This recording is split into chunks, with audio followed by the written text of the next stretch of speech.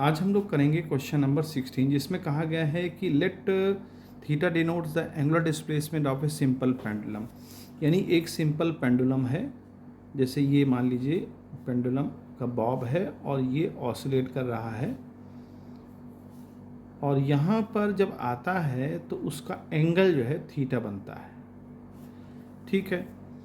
If the mass of the Bob is m, यानी ये जो बॉब है, बॉब का मास m है, तो कहता है tension in the string is mg cos theta. क्या होगा? ऑलवेज, हमेशा mg cos थीटा रहेगा, never at the extreme position या एट द मीन पोजीशन। तो देखें ये बॉब है, बॉब में वेट नीचे की तरफ काम करेगा और टेंशन ऊपर की तरफ काम करेगा। जब ये इस पोजीशन पे जाएगा, यानी एक्सट्रीम पोजीशन पे जाएगा, तब भी वेट नीचे की तरफ काम करेगा। और यहाँ पर mg का ये कंपोनेंट इस डायरेक्शन में mg cos थीटा आपको ये वाला कंपोनेंट देगा, और ये एंगल थीटा होगा क्योंकि ये एंगल और ये एंगल दोनों इक्वल होंगे बाई मैथमेटिक्स।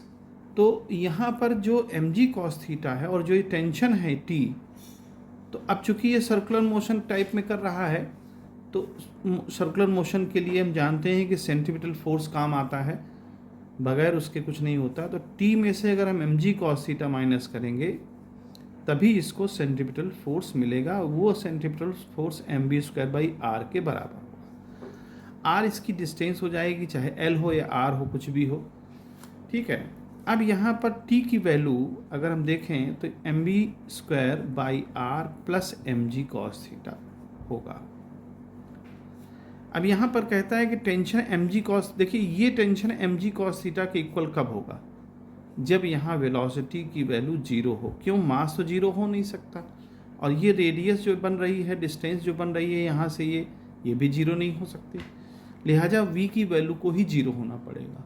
और v की वैल्यू कहाँ 0 होगी?